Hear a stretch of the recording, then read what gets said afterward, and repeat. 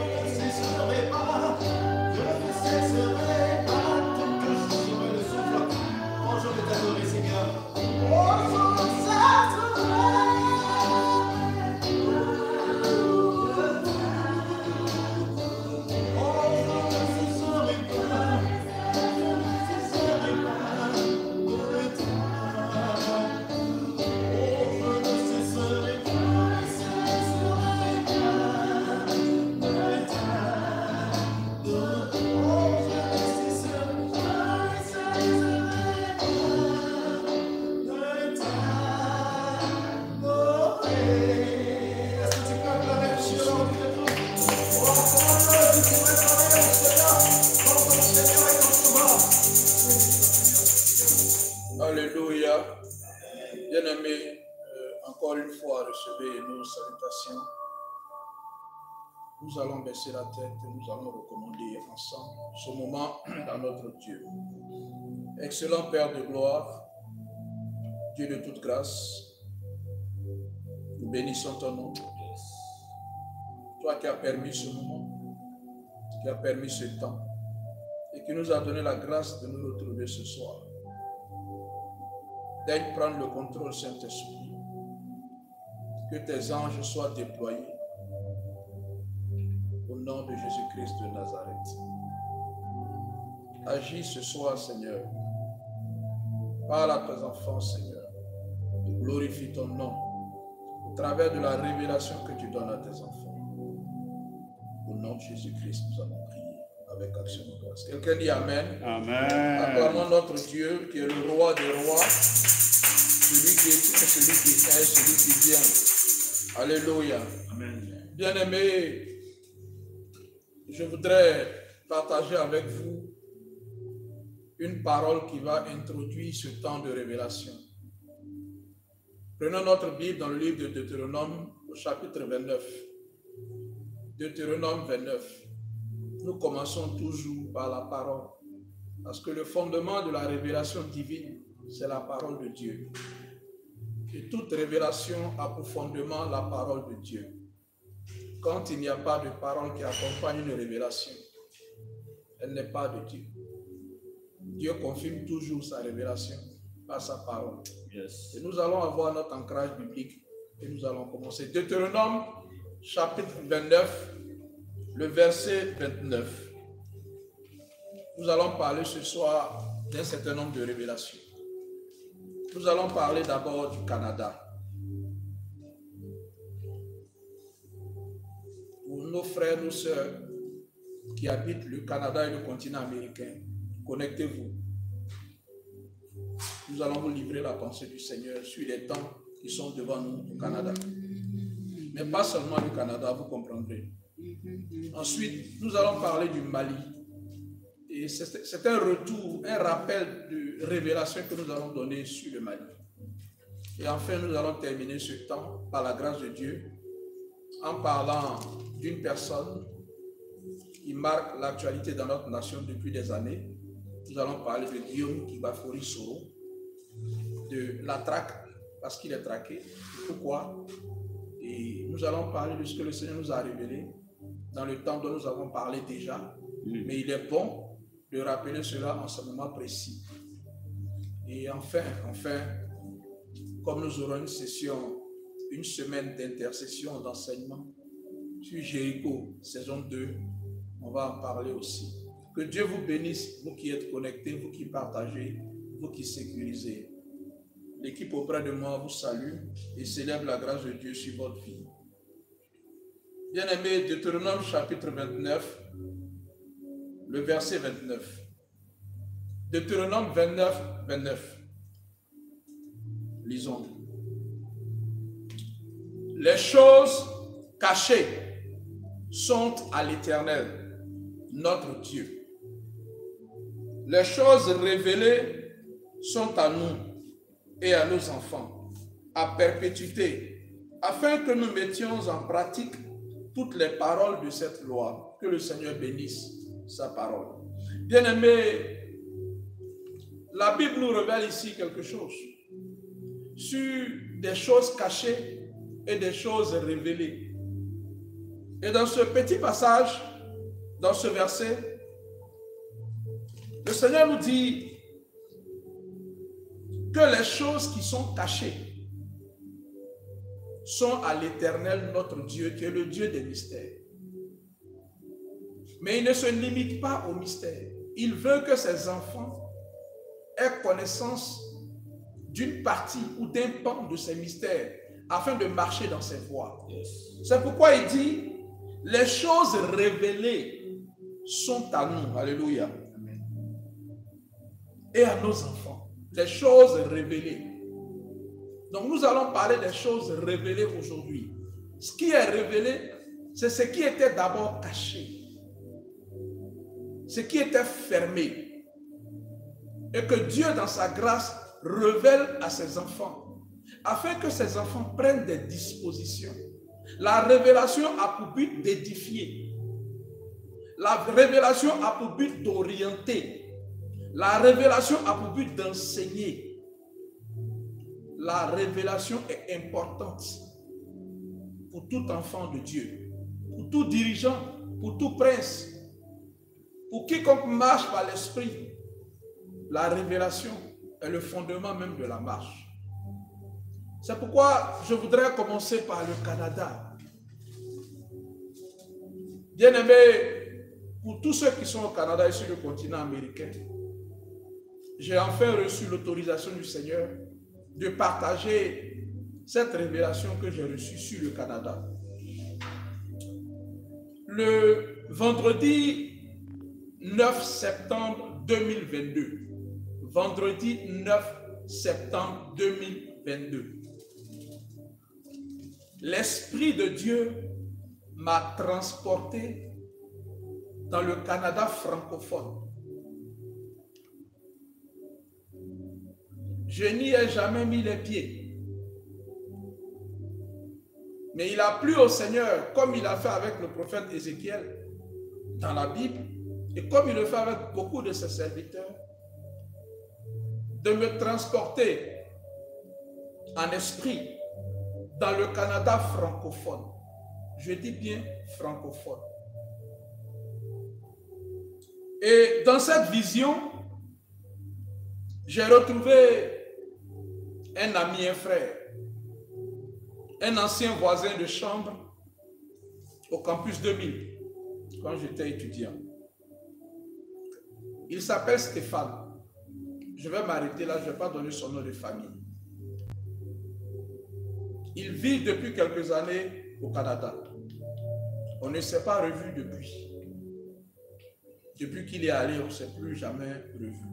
En temps, moi, je suis allé ailleurs. Et je me retrouve aujourd'hui à Accra. Et donc, ce vendredi 9 septembre, l'Esprit de Dieu me transporte là où il est.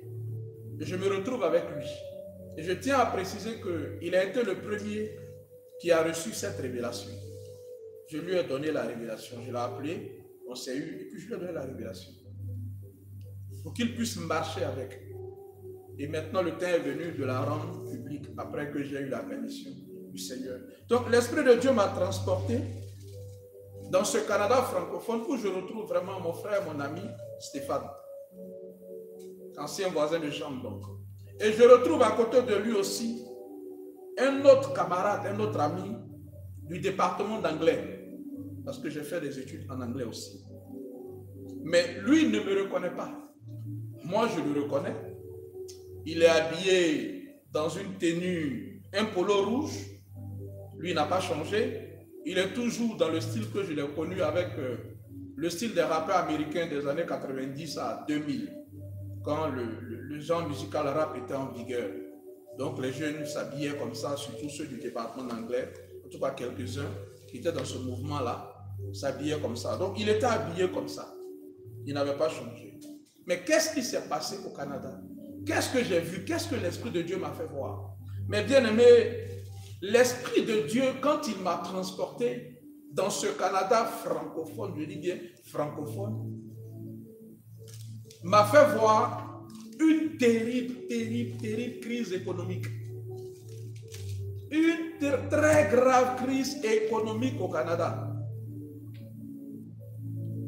Et je me suis retrouvé dans une vaste cité avec une très forte communauté noire.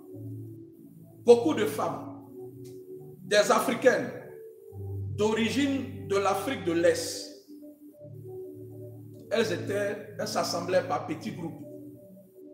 Et j'étais là, je les voyais dans cette cité-là. Et puis, quand je rencontre mon ami et frère Stéphane, il m'annonce le décès d'un célèbre professeur de droit en Côte d'Ivoire. Je ne vais pas dire son nom. Il me semble que j'ai la primeur de cette information parce qu'à Abidjan, on n'est pas encore au courant du décès de ce grand homme, de cet éminent professeur de droit, qui a été un grand défenseur des droits de l'homme en Côte d'Ivoire. et qui est très connu. Donc, il m'annonce le décès de ce grand homme. Et dans la vision, je perçois que j'avais vraiment la primeur de cette information. Et j'ai même écrit, Abidjan, on ne sait pas encore, on n'a pas encore l'information. Et l'information, je la reçois de mon ami et frère Stéphane. Et juste après, vu la gravité de cette crise, mon frère et ami essaie de m'expliquer la grave crise alimentaire qui frappe le Canada.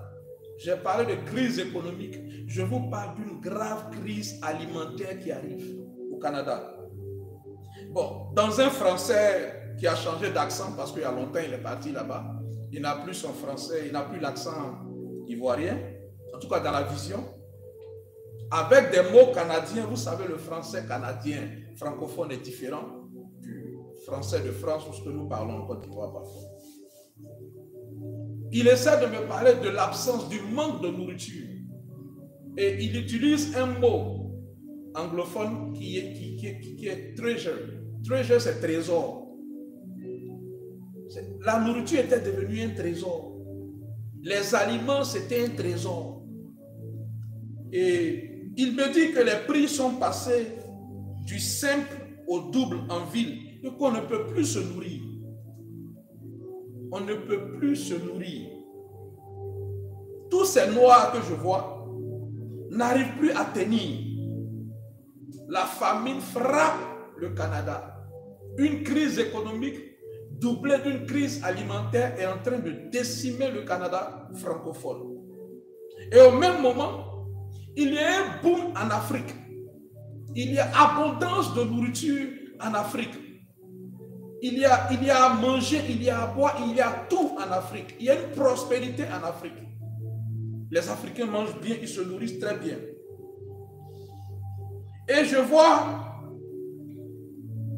tous ces noirs-là en train de constituer des rangs. Ils sont en train de s'inscrire, faire des listes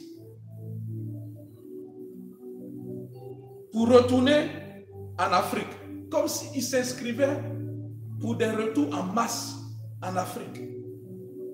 Je les ai vus faire ces rangs-là, en différentes rangées, mais bien ordonnés, parce qu'ils n'arrivaient plus à se nourrir, ils n'arrivaient plus à s'alimenter.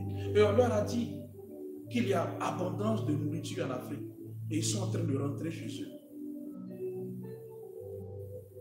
J'ai vu d'autres scènes assez vagues, mais j'ai retenu dans cette vision la détresse surtout des Africaines que j'ai vues, les femmes qui étaient là-bas. Pour la plupart, c'était des femmes de l'Afrique de l'Est, et du Rwanda, Éthiopie.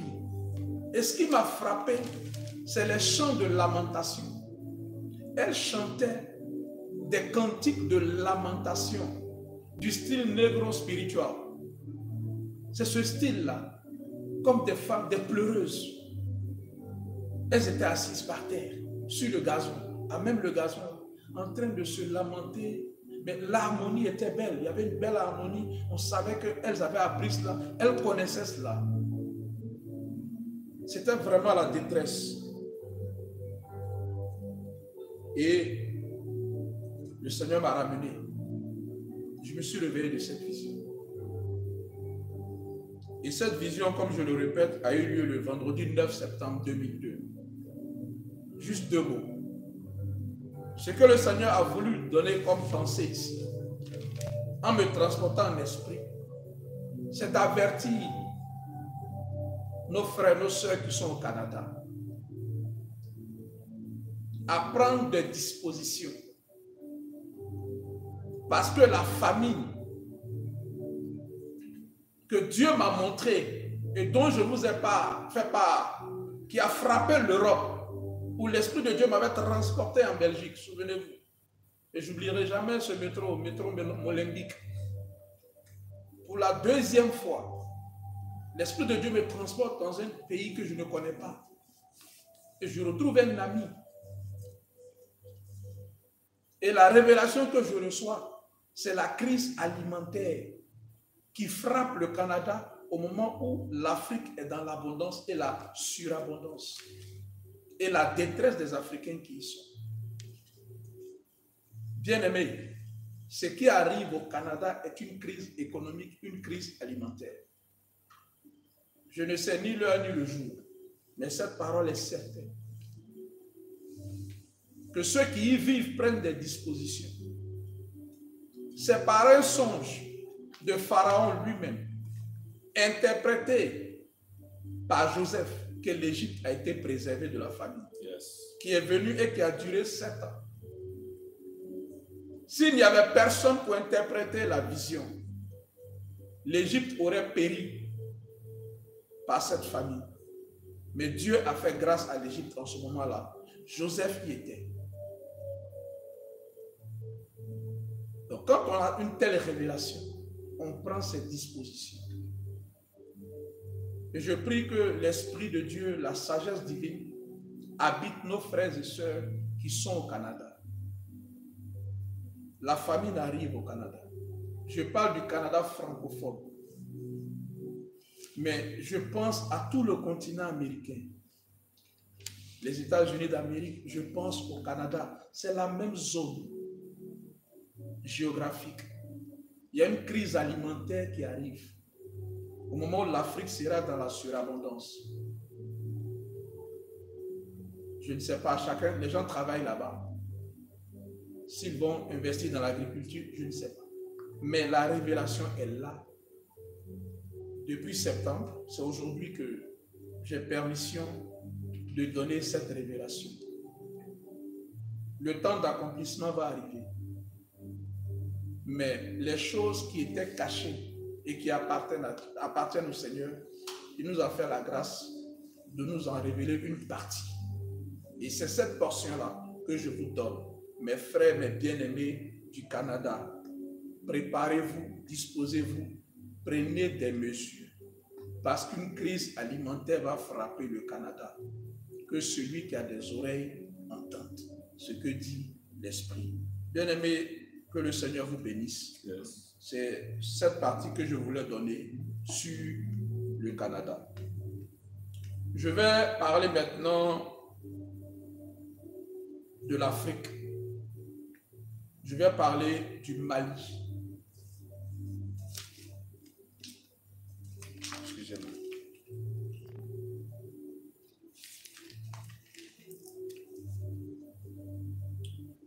Vous vous souvenez, mes bien-aimés, que je vous ai donné quelques révélations par la grâce de Dieu. Certaines se sont déjà accomplies. D'autres sont en attente d'accomplissement. Il y a des révélations qui s'accomplissent dans un espace de temps, dans un laps de temps court. Et il y a d'autres révélations dont l'accomplissement prend un peu de temps, ou est retardé. Ça ne veut pas dire que la révélation n'est pas vraie ou qu'elle n'est pas authentique. Entre la révélation et l'accomplissement, il y a parfois un temps. Et c'est ce temps d'attente-là qui est un temps de veille, où il faut prier, il faut activer certaines choses. Je vous avais parlé de la chute du colonel, lieutenant-colonel Damiba du Burkina Faso. Dans cette vision où le Seigneur m'avait transporté dans une ville dont je n'ai pas donné le nom, aujourd'hui je vous le dis, c'était Bobo Dioulasso. C'était à Bobo Dioulasso que le Seigneur m'avait transporté. Et j'avais vu des scènes. Et les choses se sont passées exactement comme j'ai vu, avec cette confusion et enfin la chute de Damiba. Mais ce n'est pas fini au Burkina Faso. Je vais en parler plus tard, pas aujourd'hui. Je vais en parler plus tard. Je veux, par la grâce de Dieu, je ferai tout ce que je peux pour rentrer en contact avec les nouvelles autorités qui sont là-bas, surtout le jeune frère capitaine, pour lui livrer une orientation prophétique qui est très importante pour que le Burkina Faso sorte de toutes ces choses-là. Il y a quelque chose à faire. Et je jouerai mon rôle de prophète dans cela, mais dans le privé. Je parlerai du Burkina plus tard, mais pour le moment, je vais vous parler du Mali. mes bien-aimés, ces derniers temps, et ça me gêne beaucoup parfois parce que je n'aime pas prophétiser au moment où les événements se passent. J'aime pas trop ça. Dieu donne toujours les prophéties avant. Il annonce longtemps en avance ce qui doit arriver. Donc ce dont je vais vous parler, c'est pour nos frères et sœurs qui sont au Mali. C'est un rappel. Parce que le temps de certaines choses est arrivé. Mes bien-aimés,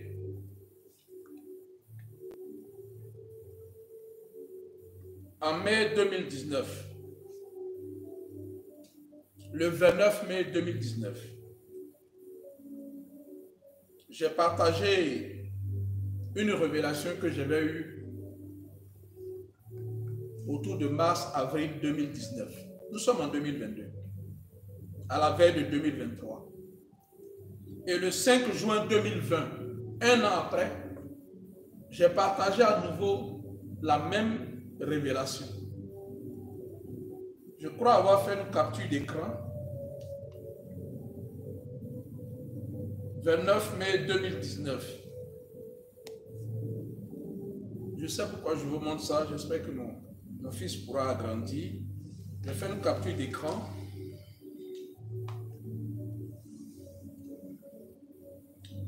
C'est le 29 mai 2019 que j'ai posté ce message que je vais vous montrer. Vous pourrez retrouver ça sur ma page, mon compte Facebook principal, à partir duquel je fais ce direct. Mali, Mali, ô Bamako, ô Seigneur, ta grâce.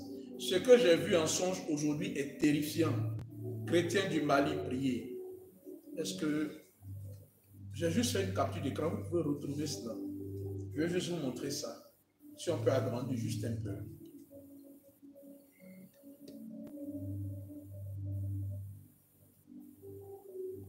J'espère que tout le monde voit. Ok. Alright. Donc vous voyez la date. 2019, en mai. J'ai publié cela le 29 mai 2019. Nous sommes en 2022. À la veille de 2023. Je vais vous parler de ce que j'ai vu aujourd'hui. Parce que je n'ai jamais donné des détails. J'ai publié ça comme ça. Bien-aimé, l'Esprit de Dieu m'a transporté à Bamako. Je n'ai jamais mis les pieds à Bamako. Tout comme je n'ai jamais mis les pieds au Canada. Mais Dieu fait beaucoup de merveilles avec ses serviteurs. L'Esprit de Dieu m'a transporté à Bamako. Si j'arrive à Bamako aujourd'hui, je peux aller directement à l'endroit où j'étais.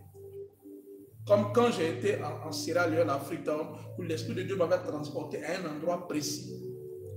Et quand je suis arrivé, c'était le jour, la veille de mon départ. Quand je suis arrivé, nous sommes passés devant le lieu. J'ai dit, mais c'est ici. J'ai dit à la dame qui me conduisait, à la soeur qui me conduisait, mais Dieu m'a montré cette zone. Voilà ce qui s'est passé. Elle était choquée. Elle dit, effectivement, c'est vrai, il y a eu ceci, cela. Je dis, bon, il faut prier parce qu'il y a ça qui arrive. Et nous avons prié. Et Dieu merci, la paix est en Sierra Leone aujourd'hui. Et nous bénissons Dieu pour cela. Je le dis parce que l'Esprit de Dieu, il est souverain. Et quand il veut nous révéler des choses, il utilise les méthodes qu'il veut. Il te prend, il t'envoie dans un endroit que tu ne connais pas. Mais il te sent que tu connais ce lieu-là. Et c'est comme ça que je me suis retrouvé en plein cœur de Bamako. En un endroit qui est comme le plateau de Bamako, un centre d'affaires, à un rond-point. J'étais à un rond-point. Il y avait de grands bâtiments à gauche et à droite. Des rues bitumées, certes, mais beaucoup de poussière. La terre rouge surtout. Et je revois encore ces véhicules que je voyais. Mais qu'est-ce que j'ai vu à Bamako? Ce que j'ai vu à Bamako est ce qui est sur le point d'arriver à Bamako. Tout ce qui a eu lieu à Bamako jusqu'à présent, Ce n'est pas ce que j'ai vu. Il y a eu des événements, je pensais moi-même, dans la chair, que c'était ce que j'avais vu. C'est maintenant que l'Esprit de Dieu me rappelle cette vision. Bamako sera attaqué. Le Seigneur m'a fait voir des affrontements militaires à Bamako. J'y étais en esprit. J'ai assisté à cela.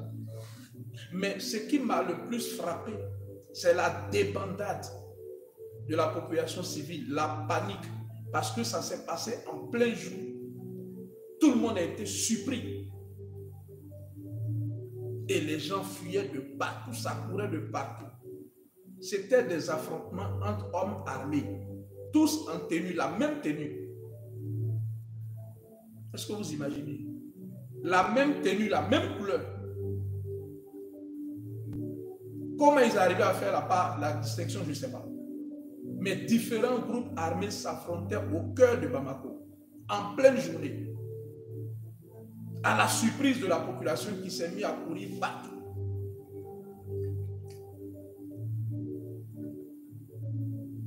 Quelle est l'interprétation de ce que j'ai vu? C'est que le colonel Assimi Goïta qui est au Mali aujourd'hui et qui ne fait affaire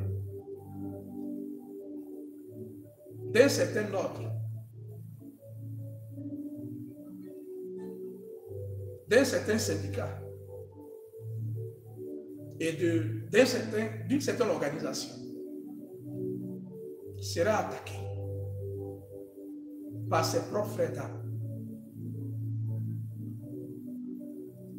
Ils vont créer une division à l'intérieur.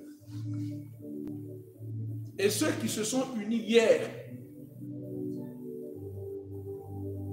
pour la souveraineté de leur pays vont être divisés et vont s'affronter. Je n'ai pas vu qui a gagné. Ce que j'ai vu, c'est les affrontements. Souvenez-vous, au Burkina, je n'ai pas vu les affrontements. J'étais de loin. Mais là, j'ai vu des affrontements.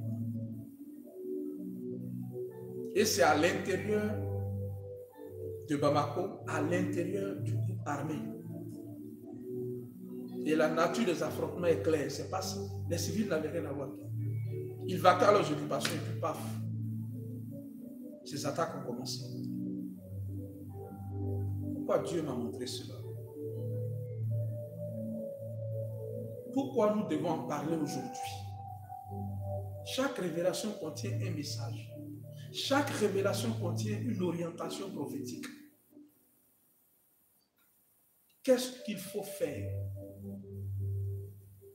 Nous en parlons aujourd'hui, pas parce que nous le souhaitons.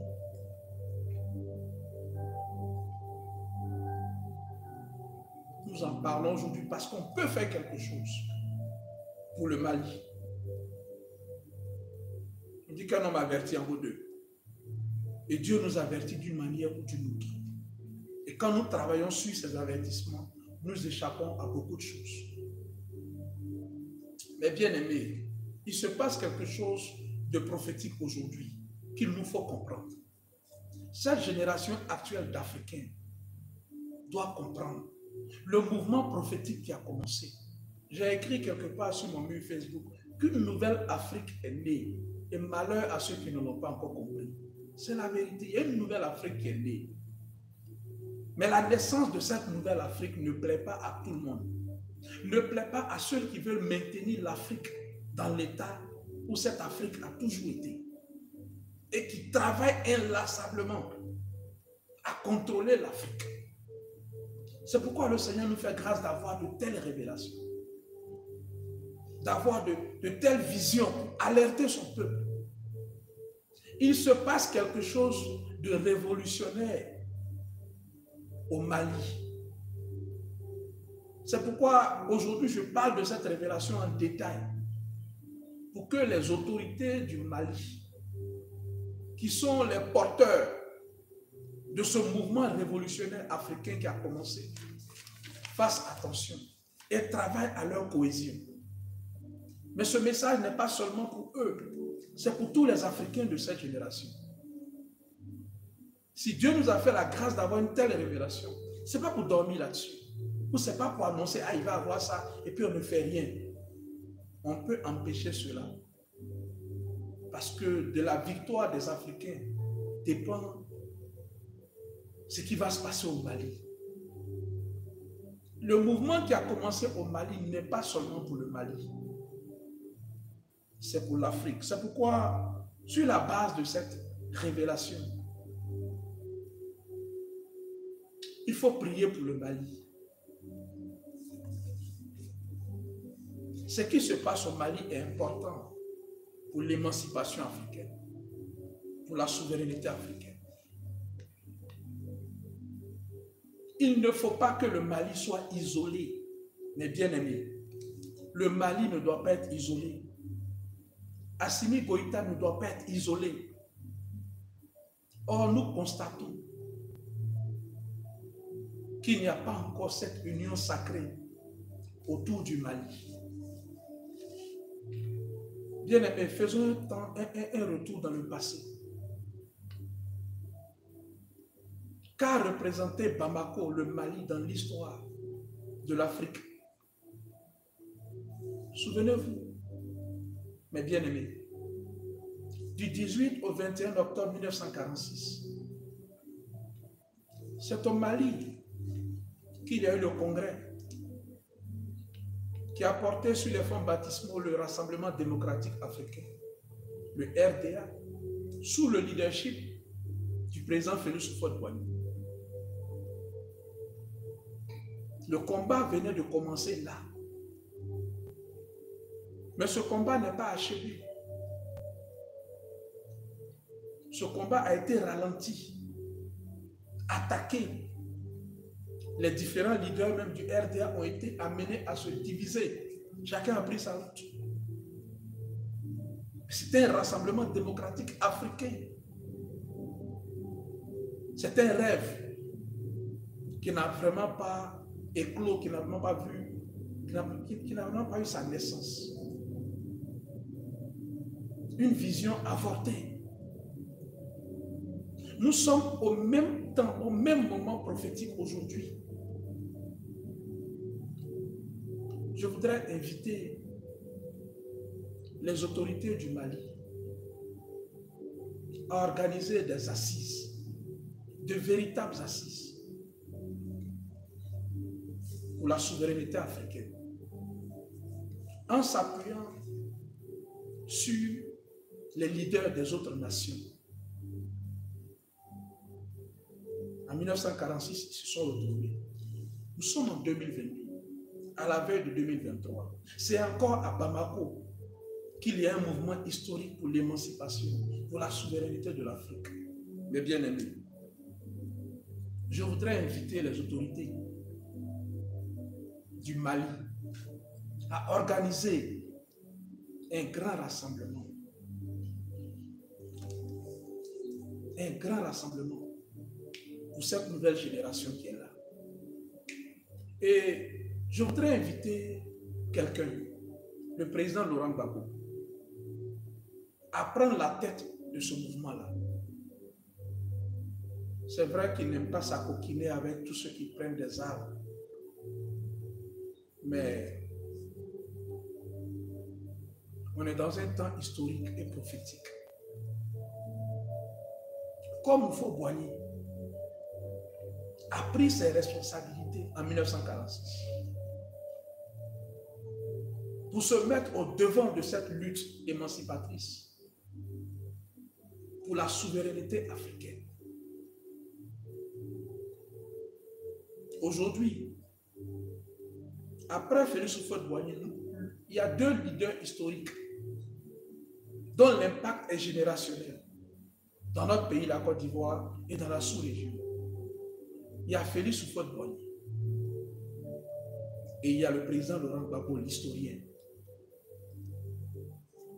Nous avons la chance, la grâce d'avoir le président Gbagbo vivant et qui connaît l'histoire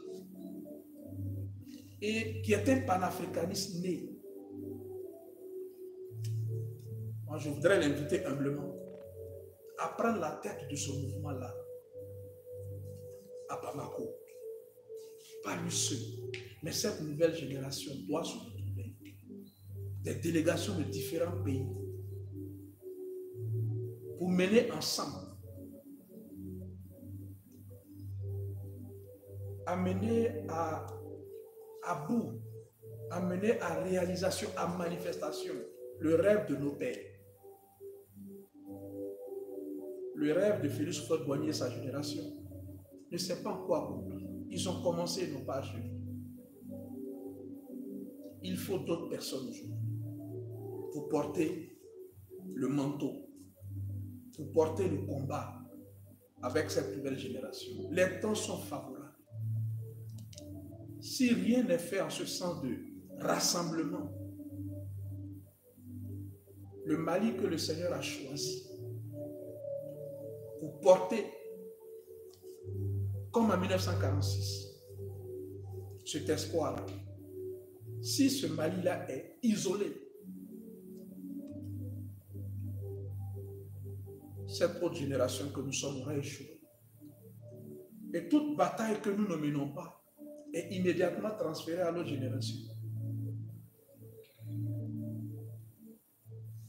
Toute bataille qu'une génération ne mène pas et qu'elle doit mener est transférée à la génération suivante. Je pense que le temps est arrivé, de par la révélation que le Seigneur nous a donnée, de donner cette orientation, que l'Afrique se rassemble autour du Mali, la sous-région du moins, que tous ces leaders progressistes, panafricanistes, souverainistes, comprennent que les temps sont favorables en ce moment pour relancer la machine de la souveraineté, pour reprendre le combat de nos pères, pour que l'Afrique s'assume dans les nations, qu'elle soit véritablement indépendante. Voilà ce que je voulais dire sur cela. Et je répète, j'invite le président Laurent Gbagbo à emprunter le chemin du président Houphouët-Boigny, qui a pris ses responsabilités hier et qui a été à Bamako avec ses amis, avec ses frères de l'époque.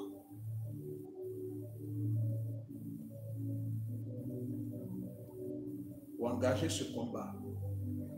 Et c'est grâce à ce combat qu'il y a eu une moitié d'indépendance. Mais il faut une indépendance totale aujourd'hui.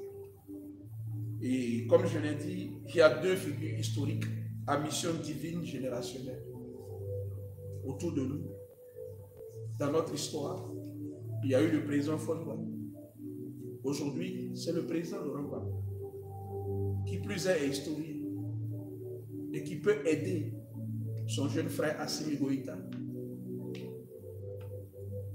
Si Dieu fait grâce, certainement, le frère du Burkina Faso qui est en train de comprendre ce que le peuple veut vraiment. Les frères de la Guinée, les frères du Togo, les frères du Ghana. Je parlerai du Ghana bientôt. Il est temps de se retrouver. Il ne faut pas abandonner le Mali. Il ne faut pas que le Mali soit isolé. Il faut profiter de ce mouvement qui a commencé pour relancer la machine de l'émancipation africaine. Je vous le dis en tant que prophète de l'Éternel, les temps sont favorables. Comme on dit dans la Bible, comme la Bible dit en Jean chapitre 5, l'ange est en train de troubler l'eau. Quiconque se jette le premier est guéri. Si nous nous jetons, si nous portons ce combat autour du Mali, l'Afrique va s'en sortir. Voilà ce que je voulais vous dire sur le Mali et sur ce qu'il nous faut faire.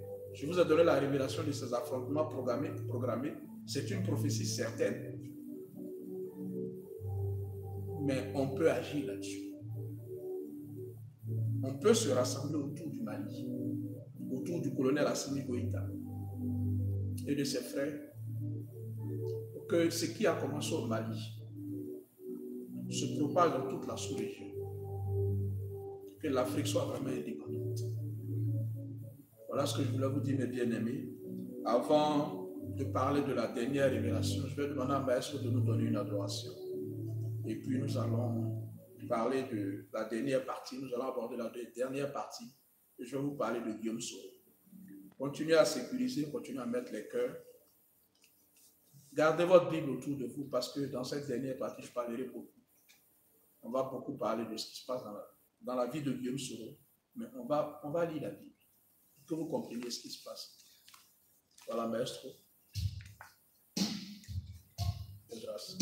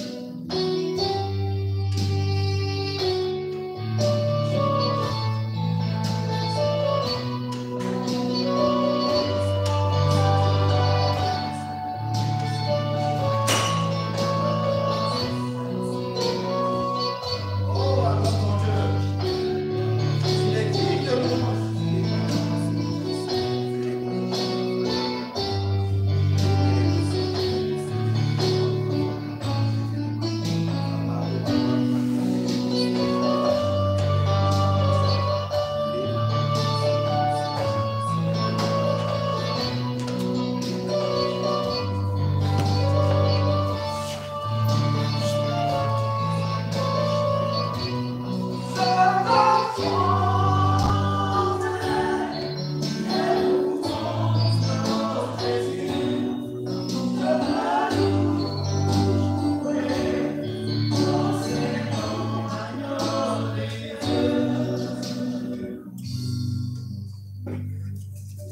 Dieu vous bénisse.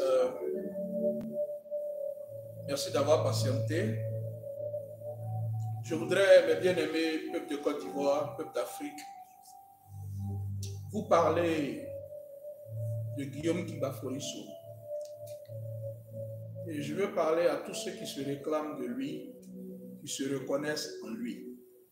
Et je veux parler sur la base de la parole de Dieu, sur deux révélations que j'ai reçues, que j'ai déjà partagées.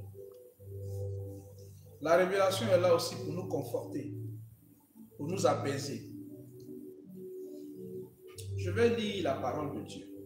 Et souffrez avec moi que nous puissions lire quelques passages pour expliquer ce qui se passe et comment agir sur ce que nous allons partager avec vous.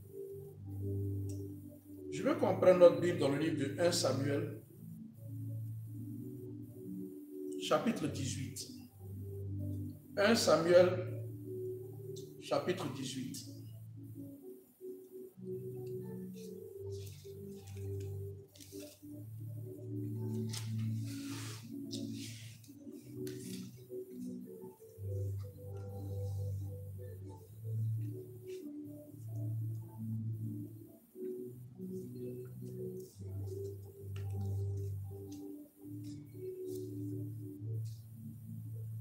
Samuel 18, à partir du verset 5. Pour tous ceux qui sont des partisans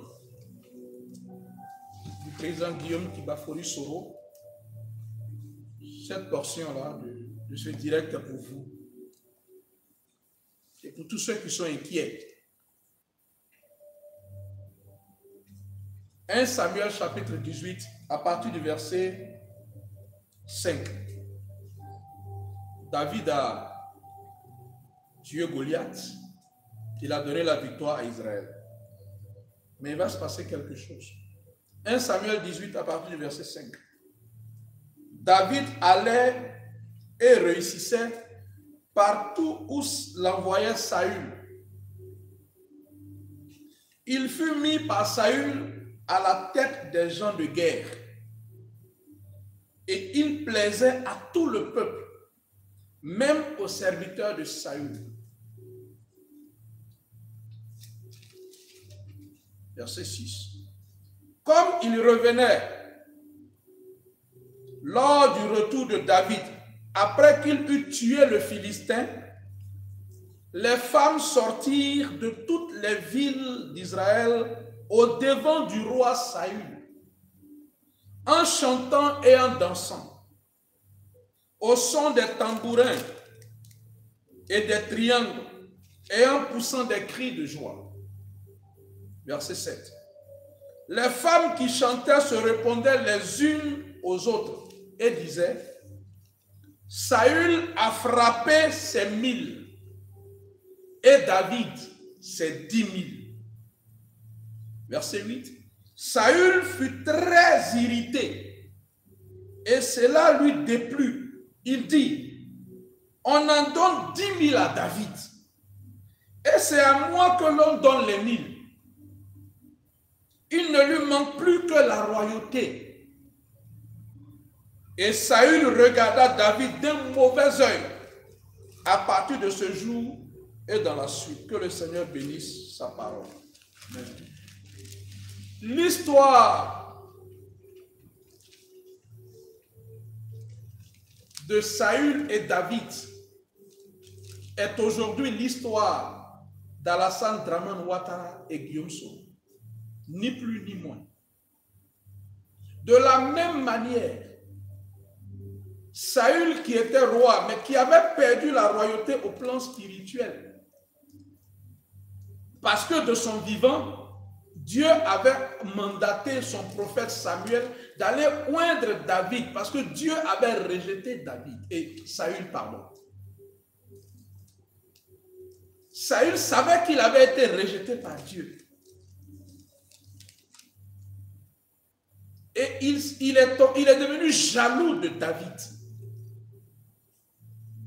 Et Saül, au lieu de gouverner,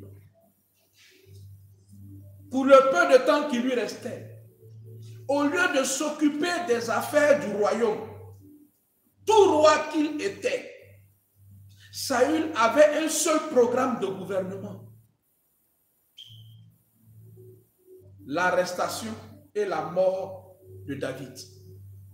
Saül voulait empêcher l'accomplissement de la prophétie sur la vie de David. Quand je dis Saül, entendez Alassane Dramane Ouattara. Quand je dis David, entendez Guillaume Soro.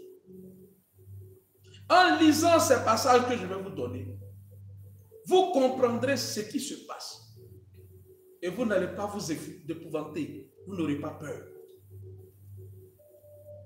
Avant de poursuivre dans la lecture de la parole de Dieu, nous voyons comment Saül est devenu jaloux de David. C'est Saül qui a placé David à la tête de ces gens de guerre. Mais David n'était pas un militaire. Est-ce que Soro Guillaume était un militaire? Non. Mais c'est Alassane Dramane Ouattara, le prince rebelle, assis par la ruse et par la force sur le trône de Burni, qui a placé un civil comme Guillaume Soro à la tête de sa rébellion à lui. Nous sommes tous contemporains de l'histoire de notre pays. Et il est de notoriété publique que cette rébellion qui a déchiré, décimé notre nation, la Côte d'Ivoire, est l'œuvre d'Alassane Dramane Ouattara.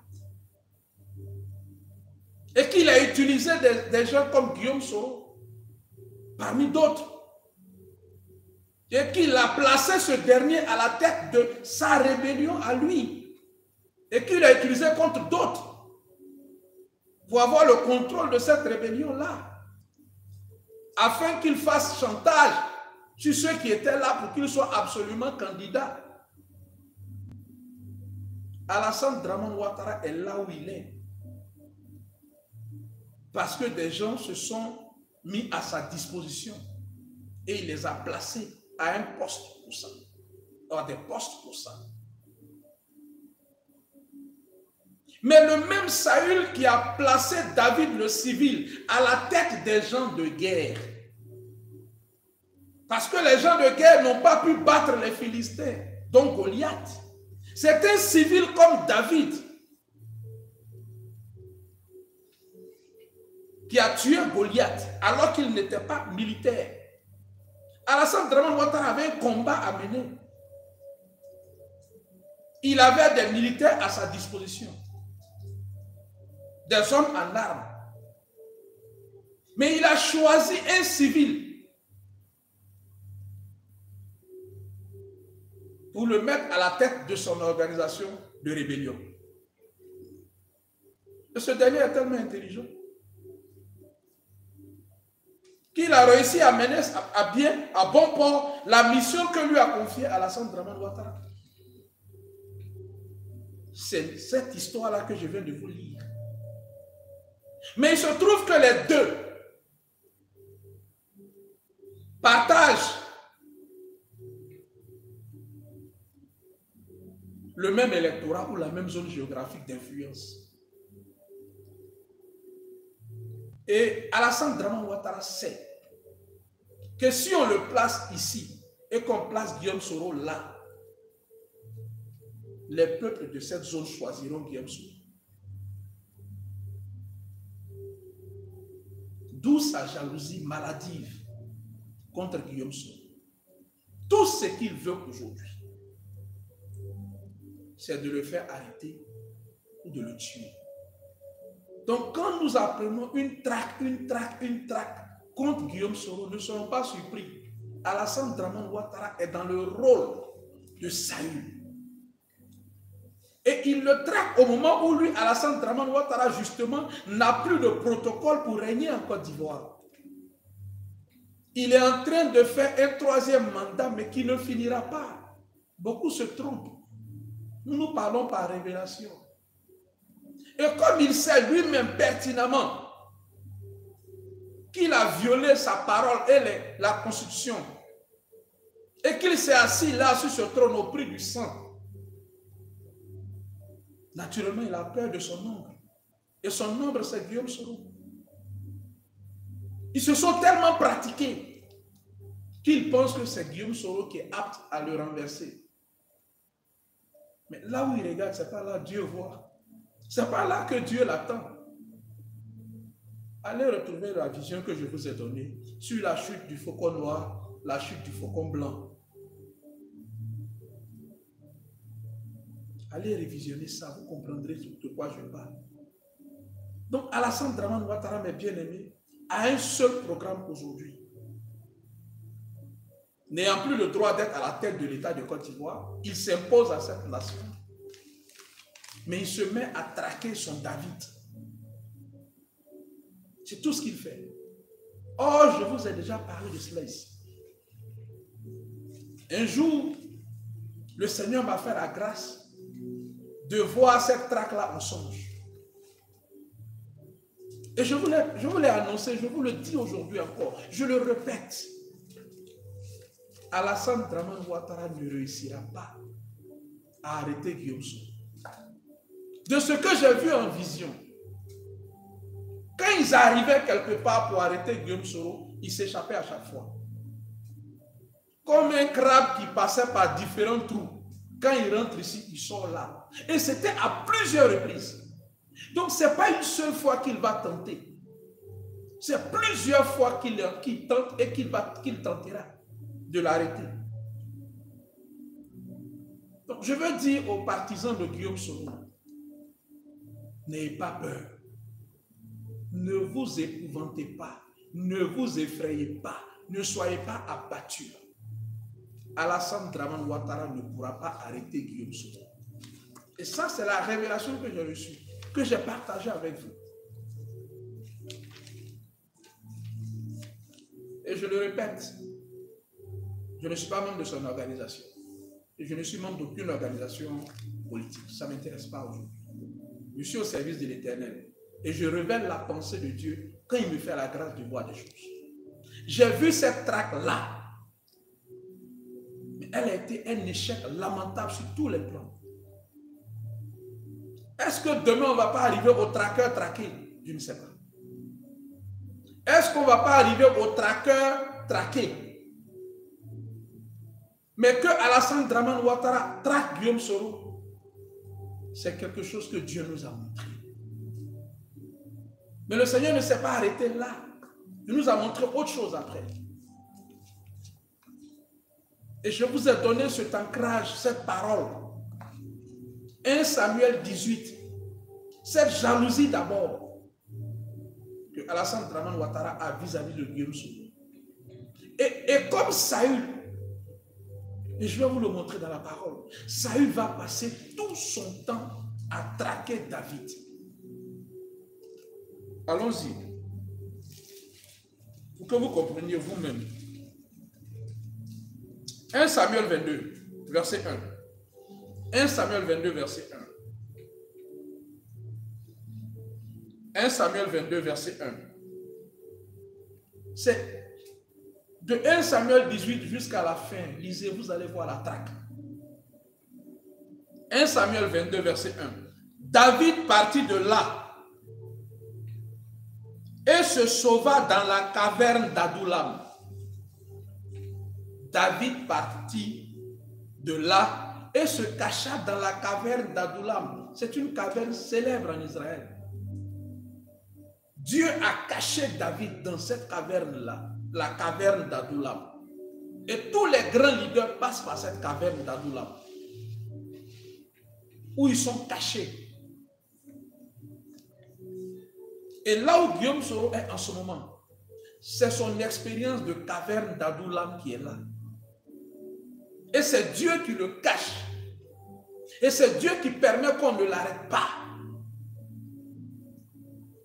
À cause du plan qu'il a pour lui. Simplement.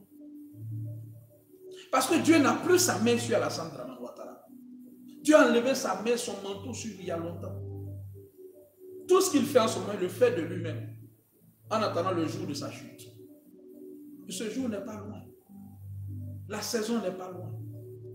Et c'est Dieu qui le pousse comme ça à traquer celui qu'il craint le plus parmi ceux qu'il a utilisés hier pour assouvir ses desseins. Le verset 6 de 1 Samuel 22 dit, verset 6, Saül apprit que l'on avait des renseignements sur David. Tu veux bien, renseignements, service de renseignement, information, service secret. Saül apprit que l'on avait des renseignements sur David et sur ses gens. Saül était assis sous le tamarisque à Gibéa, sur la hauteur. Il avait sa lance à la main et tous ses serviteurs se tenaient près de lui. Et David s'était caché quelque part chez un sacrificateur qui s'appelle Achimelech. Et à cause de David, Saül a tué Achimelech, sacrificateur qui consultait l'Éternel pour lui, Saül. Saül, dans sa méchanceté, dans la noirceur de son cœur, parce que l'Esprit de Dieu l'avait quitté, son orgueil surdimensionné avait pris le dessus. Saül a osé mettre la main sur Achimelech, dont le fils Abiatar va devenir le sacrificateur auprès de David. Et Saül va lui dire au verset 16, le roi dit, tu mourras Achimelech, toi et toute la maison de ton père, à cause de David, à cause de Guillaume Soro. Combien sont en prison? Combien sont traqués aujourd'hui? Réalisez bien cette histoire, vous comprendrez ce qui arrive à Guillaume Soro. Et votre cœur va s'affermir à cause de la suite. Saül a osé tuer un sacrificateur, Achimelech, mais il ne s'est pas arrêté à lui. Le verset 18 de 1 Samuel 22. Alors le roi dit à Dog, tourne-toi et frappe les sacrificateurs, tous ceux qui étaient avec Achimelech. Et Doeg l'Édomite se tourna et ce fut lui, l'étranger, parce que les Israélites ont refusé, qui frappa les sacrificateurs. Il fit mourir en ce jour 85 hommes portant l'éphod de lin, vêtus de leurs vêtements sacerdotaux, de leurs vêtements sacrés. Saül les a fait tuer, 85 personnes. Saül frappa encore du tranchant de l'épée noble toute une ville sacerdotale. Hommes et femmes, enfants et nourrissons, bœufs, ânes et brebis tombèrent sous le tranchant de l'épée. Est-ce que vous voyez un peu? Même les nourrissons ne les a pas épargnés, parce qu'ils traquaient un seul homme. Donc ne soyez pas surpris de jusqu'à où Alassane Dramane Ouattara est prêt à aller pour mettre la main sur Guillaume Soro. C'était le travail de Saül. Et la Bible nous révèle en 1 Samuel 23 encore, verset 19, 1 Samuel 23, 19.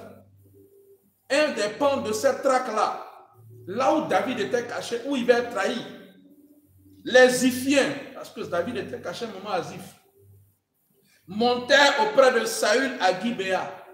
Suivez bien. Et dit, David n'est-il pas caché parmi nous dans les lieux forts, dans la forêt, sur la colline de Akita qui est au milieu du désert? Voilà comment des gens ont trahi David. Il était caché parmi eux. Ils se sont levés eux-mêmes pour aller donner l'information à Saül. Et ils disent à Saül, descends donc au roi, puisque c'est là tout le désir de ton âme.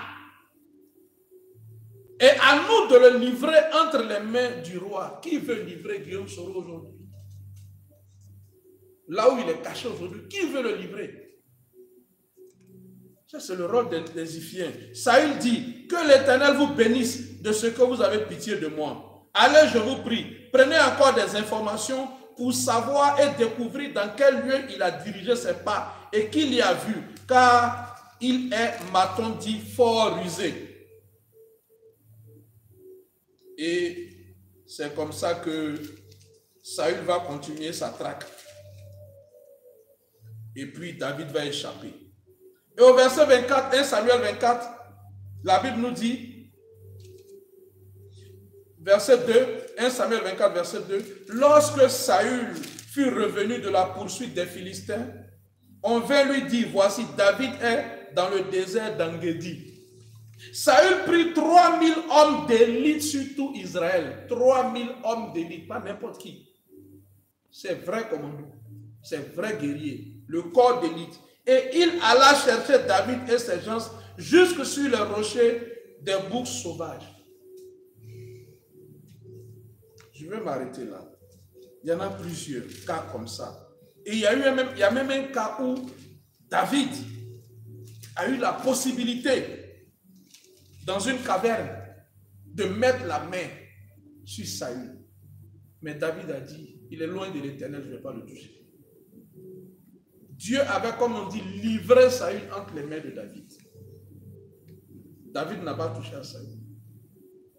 Pour ceux qui ont suivi l'actualité de notre pays en 2017, quand il y a eu les mutineries,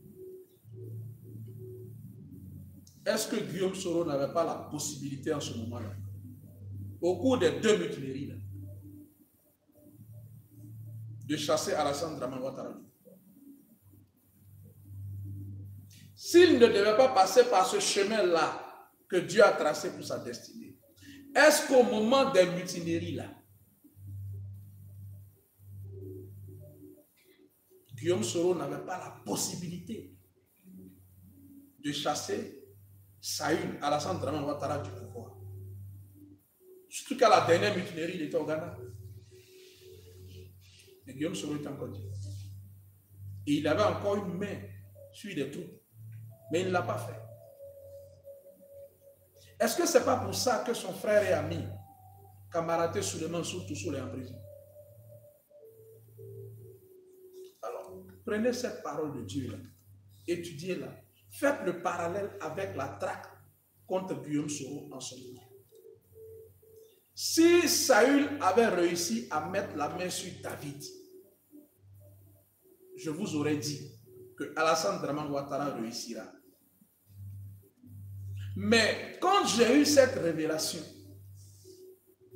de la traque que Alassane Dramane Ouattara va engager contre Guillaume Soro qui va échouer, et quand j'ai lu ce passage, j'ai compris qu'il ne réussira pas. Et je vous le dis à vous qui êtes ses partisans, fortifiez-vous, prenez courage. Parce que le même Dieu qui m'a fait voir ça, m'a fait aussi voir un temps où le parti, le GPS de Guillaume Soro va avaler le RDR d'Alassane Dramane Ouattara. Ce que vous appelez RHDP, là, c'est un saupoudrage. C'est la honte d'assumer la rébellion qui l'a amené à se faire appeler RHDP. C'est le même rassemblement des républicains, RDR, père de la rébellion ivoirienne. C'est le même, mes bien-aimés. C'est le même. Mais le temps arrive où ce sera plutôt Guillaume Soro et son organisation qui seront en vogue. Ça, je l'ai vu, je vous l'ai annoncé. Donc, je vais prendre cette première révélation sur la traque qui va échouer et sur la victoire de Guillaume Soro sur Alassane Dramane Ouattara. Les conditions de cette victoire, je n'en parlerai pas ici. Mais je le dis, c'est certain, Alassane Dramane Ouattara ne réussira pas à mettre la main sur Guillaume Soro. Mais c'est le contraire qui va se produire. C'est que pour juger Alassane Dramane Ouattara, des gens comme Guillaume Soro vont jouer leur rôle. Il n'y a rien à faire. Ceux qu'il a utilisés comme instrument hier sont déjà retournés contre lui. Et il cherche loin Guillaume Soro. Mais ce qui va faire tomber Alassane Dramane Ouattara, je vous l'ai déjà annoncé. La chute du faucon noir, la chute du faucon blanc. Je ne vais pas revenir là-dessus. Allez revoir ça. La manière dont Alassane Dramane Ouattara croit qu'il va quitter le pouvoir et il se barricade, ce n'est pas de cette manière que Dieu va agir. Ces voix ne sont pas nos voix. Le règne d'Alassane Dramane Ouattara est sur le point de prendre fin dans notre nation. Amen. Pas de la manière dont lui croit. mais de la seule manière que Dieu a déterminée. Donc, il perd son temps à traquer Guillaume Soro. Et vous, les partisans de Guillaume Soro qui êtes inquiets, qui vous effrayez, Alassane Dramane Ouattara est dans le rôle de Saül. Et Guillaume Soro est en ce moment dans le rôle de David. C'est une traque qui est vouée à l'échec. C'est ce que je voulais vous dire, bien-aimés, sur la situation de Guillaume Soro. Voilà, mes bien-aimés, ce que je voulais vous dire sur ce sujet. Et je vais conclure pour que nous puissions continuer demain. Demain, ce n'est pas un temps de direct, enfin de révélation. Nous allons engager Jéricho saison 2 à partir de demain par la grâce de Dieu. C'est un temps d'enseignement et de prière. Donc demain, prenez place sur le direct. Ce sera un temps d'enseignement. Et vous allez comprendre beaucoup de choses. Pourquoi nous faisons Jéricho saison 2? Vous allez comprendre beaucoup de choses. Et nous allons aboutir par une prière. Le jeudi, par la grâce de Dieu, après les 2 séances d'enseignement, nous allons avoir une prière pour notre nation, la Côte d'Ivoire. La forteresse du 3e mandat doit tomber, mes bien-aimés. La forteresse du 3e mandat en Côte d'Ivoire doit tomber. Et cette forteresse tombera par la foi, par le miracle que Dieu va opérer, par nos prières. Nous n'avons que cette puissante arme-là, que cette seule arme, elle est la plus puissante. L'arme de la prière. Donc je vais inviter tous les guerriers spirituels, tous les intercesseurs à se connecter à partir de demain, 19h par la grâce de Dieu, pour les 2 sessions d'enseignement, ce mardi et le mercredi. Et le jeudi par la grâce de Dieu, ça sera des prières pour la chute de la forteresse du 3e mandat. Que Dieu vous bénisse, que Dieu vous préserve, que Dieu se souvienne de vous, de notre nation et de l'Afrique. Voilà, mes bien-aimés, ce que nous avons voulu partager avec vous. Et nous allons nous retrouver demain par la grâce de Dieu. Shalom chez vous, shalom dans vos familles, shalom sur l'Afrique, shalom surtout sur la terre des Bioniers. À demain par la grâce de Dieu.